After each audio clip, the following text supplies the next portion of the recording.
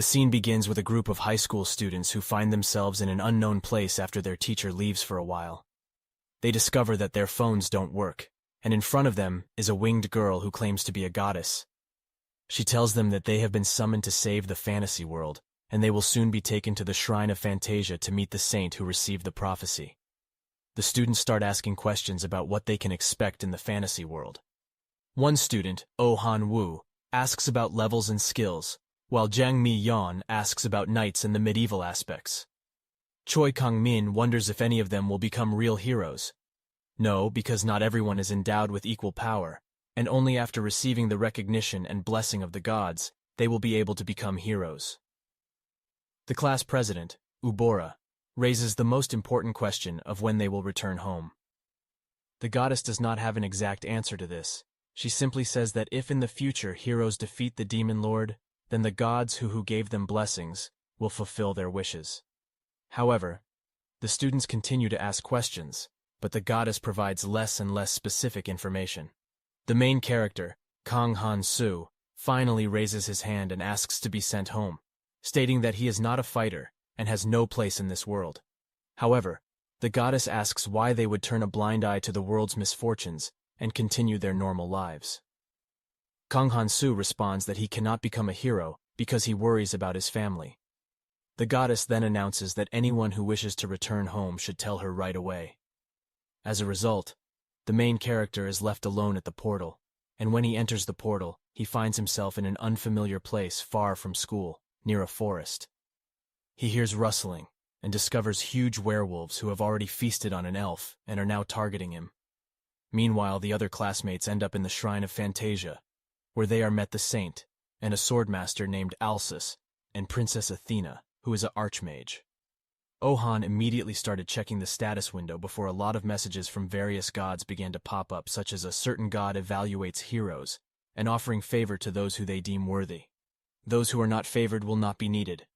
In this new world, the student's adventure begins. Meanwhile, as Han-soo is running from the monsters, he accessed his status window and discovered a curse called Hero, which automatically translated hostile monsters' languages and reduced his hunting and achievement experience. However, his attempts at communication with the monsters were met with hostility. While running, he heard an unfamiliar language and was suddenly struck by an arrow.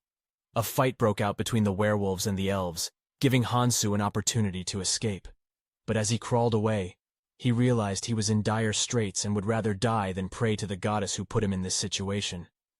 At that moment, a boy looked out from behind a tree, invisible to his eyes.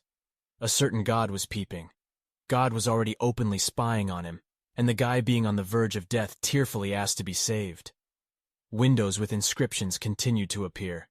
At first they asked him why he was alone, and not having received a specific answer, they were confused. There were no other gods here. The word outsider came off the tongue, but the boy in the hood did not understand it. Han-soo, who was lying about being a lone wolf running around in a mountainous area, the god likes this term. Han-soo himself is not the same, but lies in order to get help, and it really works. A certain god helped him, the arrow split, and his body felt much better. Next to the blessing, an outsider F appeared, and Han-soo learned that all his stats, except death, would be reset, and terrible things would happen if he left the wilderness. But with his health restored, Han-soo decided to make a run for it. As he fled, the wolves launched a stone at him, causing him to stumble. Despite this setback, he continued on his way until he encountered a cliff. The only way to survive was to jump, risking death either from the fall or from his pursuers. Desperate, Han-soo turned to the monsters and offered them something new. He promised to give his most delicious body parts to whoever caught him first. Immediately, all the werewolves rushed towards him, ready to tear him apart. As they closed in on him, the Han-soo fell backward, hugging their massive bodies and tumbling over them. The force of the collision with the ground was so strong that a column of smoke and dust flew everywhere. Soon, when all this dissipated, Han-soo was breathing heavily, lying on the corpses of monsters.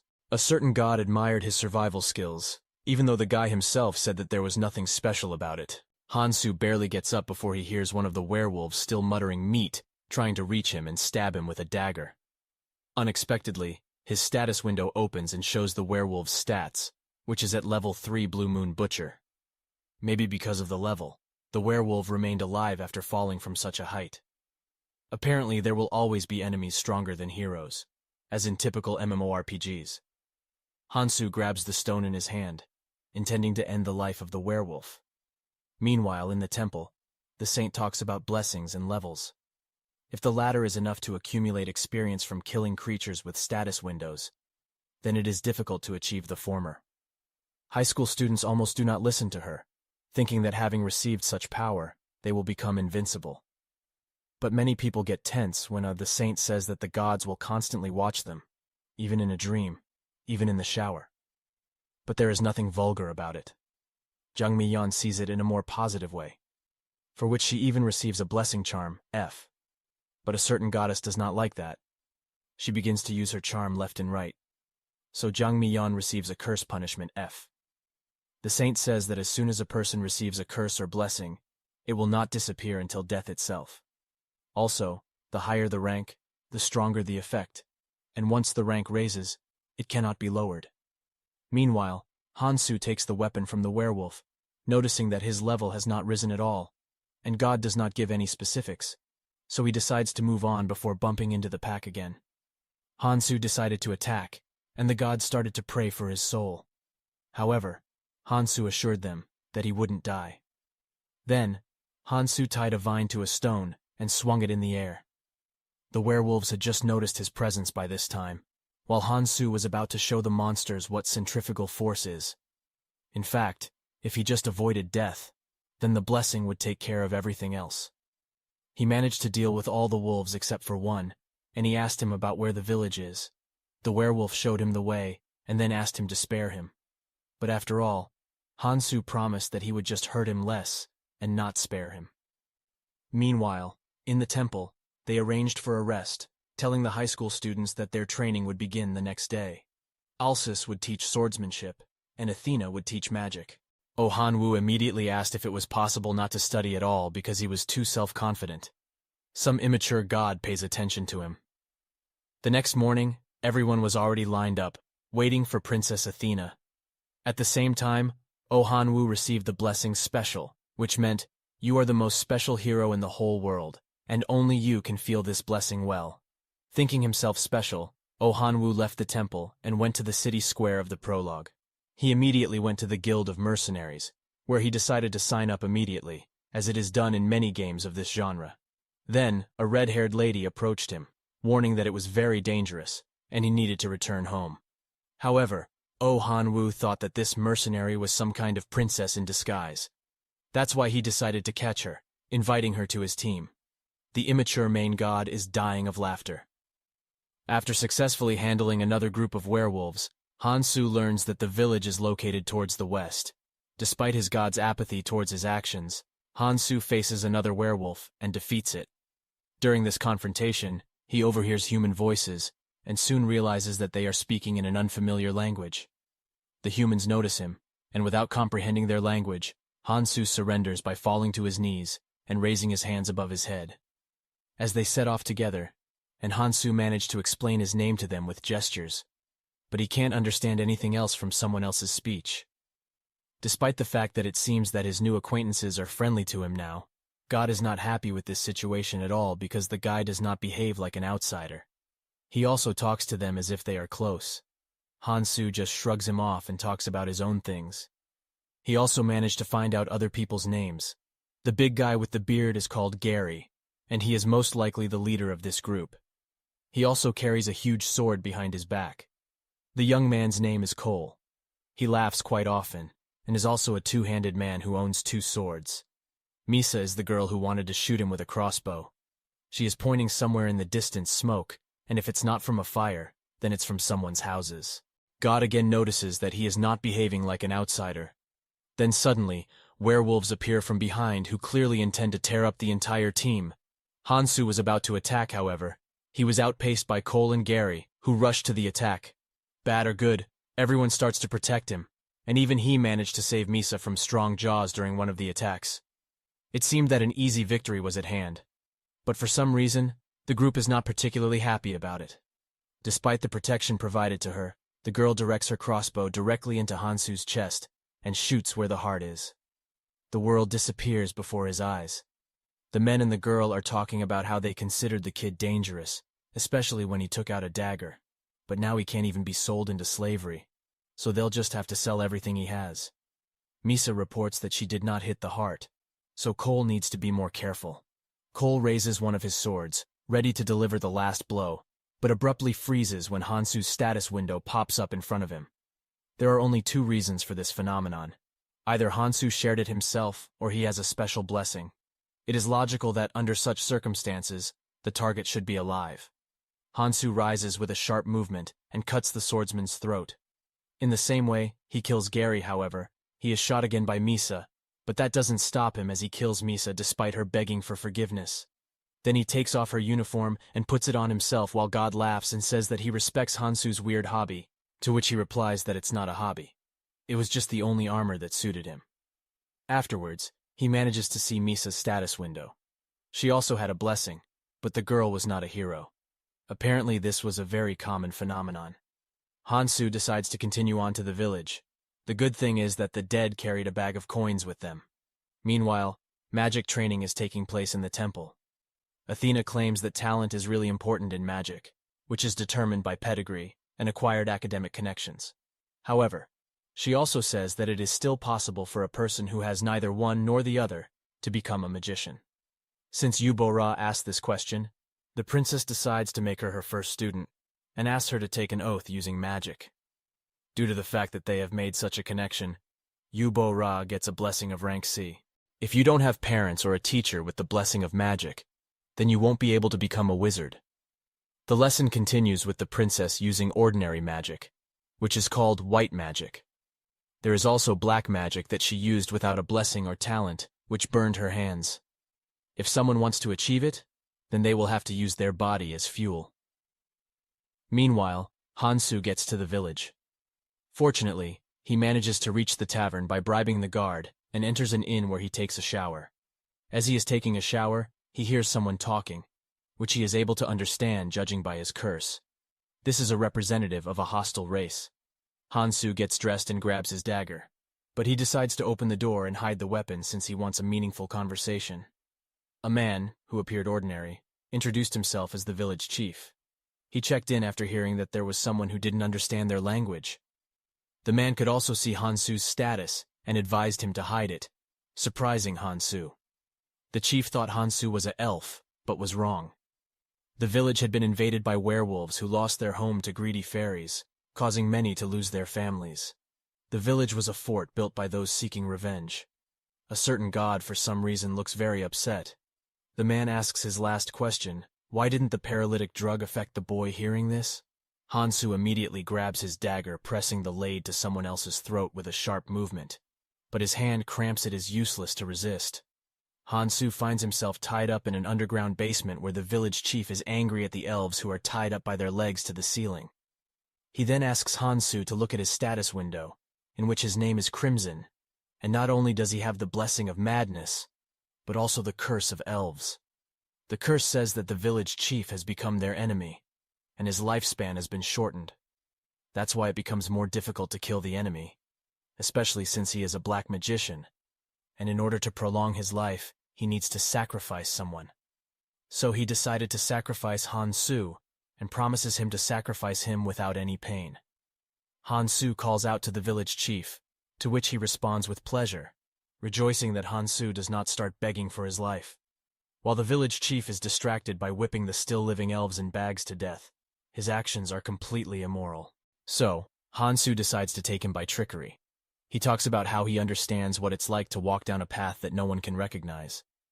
The village chief is delighted that now he himself apparently has become an outsider, which means that he should become the only wolf. Actually, that's right. The lunatic still wants to kill him. However, after that, for some reason, the village chief becomes more supportive of him and chooses some elf whom he throws off with chains on a circle for sacrifices. Apparently, Hansu will stay alive. In order to sacrifice, he needs the consent of the victim, which he receives from the fact that they promise the unfortunate elf that he will let his friend go after the ritual.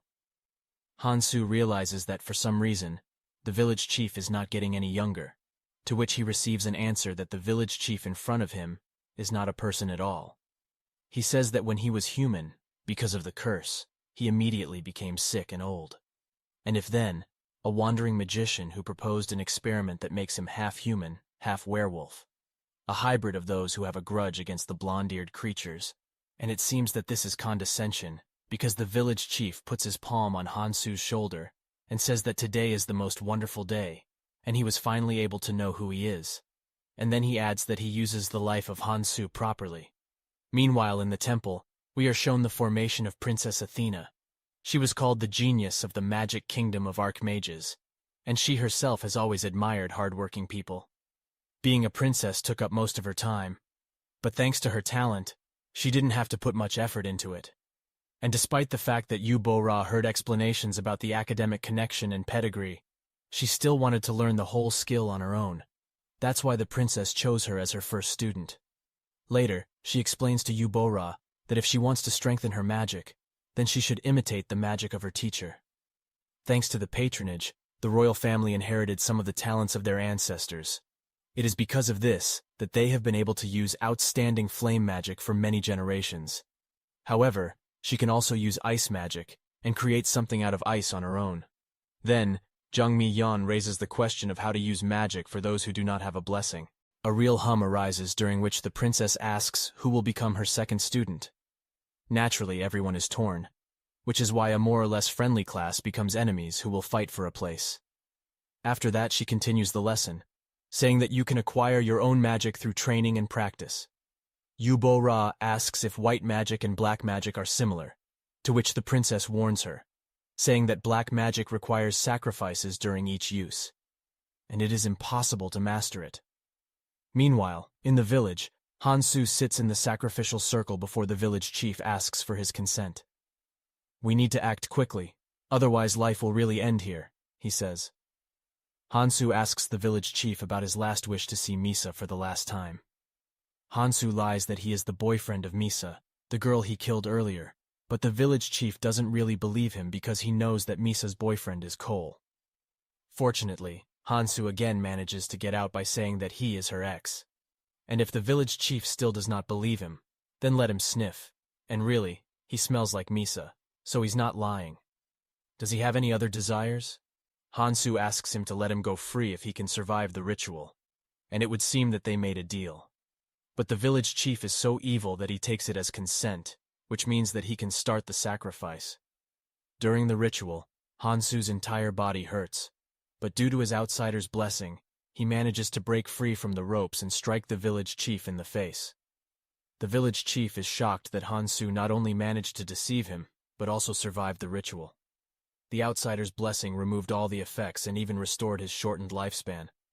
But now the village chief has to fulfill his part of the deal. Hansu grabs a dagger and examines the bound elves. He frees the blue-haired elf and throws her over his shoulder, rushing to the door while the village chief is still surprised. However, he soon tries to nullify his promise by releasing the lifespan he received from Hansu. He is just about to use his black magic when he abruptly chokes on his own blood and begins to age. What kind of status does this guy have? Who is he anyway? Hansu pulls out his dagger, shouting that he is an outsider's apostle, while a certain god tells him not to put on airs, and then he himself is embarrassed. Hansu thoughts if he kills the village chief, who is level 13, he might finally be able to raise his level. But it's better to think about escaping. Just as Hansu turns around, he hears the words about revenge, and the village chief's human body dies. Then the werewolf's head comes out. The village chief rushes at him, inflicting, as it seemed to him, a fatal blow to Hansu's chest and heart area. However, Hansu recovers quickly with the help of his outsider's blessing, and manages to kill him with the help of the blue-haired girl who grabs the village chief's leg and blocks his way with her shackles. Before his death, the werewolf only plaintively apologizes to his daughter for not being able to take revenge. Afterwards, Hansu releases all the prisoners, even calls the guards, and it seems that everything is over until soon. The elves are still not positive towards him, and fire at him as he runs away. Meanwhile, in the temple, new magicians began to appear in the temple who wanted to receive the title of mentor for the hero they train. When Princess Athena talked about how to create a fireball and was asked again if mathematical formulas were needed, she refused. However, other archmages who pulled up refuted her answer, saying that it is important to know all sorts of factors that can somehow affect the outcome of events and magic itself. Meanwhile, we are shown a village where Esopresso, the servant of the elf princess, is being treated. She and everyone else also escape from the village chief's grasp after being rescued. Her friend comes to her and says that they have lost track of the boy. It turns out that they attacked him because of a dagger with a royal emblem, which makes the maid very angry. She even calls all people ordinary animals. The blue-haired elf whom Hansu saved comes into the room. Her name is Celebliss. She is a councilwoman, and she also possesses the royal blood flow because of her eternal life. She became the elder's toy and stayed in the basement the longest. On the contrary, she is even grateful to the person for saving them. However, the maid still does not trust Hansu and says that he might be after her eternal life. But Celebliss informs her that if Hansu used a breach of contact, if it is terminated, everyone should pay the same price. However, the village chief underestimated the life force of Hansu and self-destructed, saying he does not need her eternal life force, and leaves the room, saying she'll find him. As she left, it is shown that a certain god was spying and listening to everything, and immediately returns to Hansu and asks if he's alive, which he is. However, he's stuck in the foliage of a tree. Meanwhile, Prince Alsus leads the students who want to learn swordsmanship to the banquet hall, where there is a huge table with drinks and treats. However, he is not very happy with the fact that the guys think of swordsmanship only as some kind of ignorant fight. So he asks the captain of the knights to arrange a sparring that takes place between him and Alsus. The first match resulted in Alsus's defeat as he was holding back. Then, after being treated, he asks the knight commander to use all his might, as he will show what true swordsmanship is. Then both of them fill their swords with mana, and face off in a duel in which the knight commander's sword simply breaks in half, resulting in Alsus's victory. Then Alsus tells the students that the power to cut through the opponent in one strike is swordsmanship. Meanwhile, Hansu was killing more werewolves. He noticed that it had become easier to kill them, and his body seemed to have become more nimble than before. He thought that his level might have gone up, but it didn't. He was still level 1. Then, he offered to negotiate with the surviving werewolf. That if he tells him how the werewolves used their swordsmanship like the village chief, Hansu would give him elven meat. The werewolf agreed, and answered that they ate lots of meat to gain power. However, Hansu didn't understand the power of meat, so he decided to explore the werewolves' ecosystem for his smooth revenge.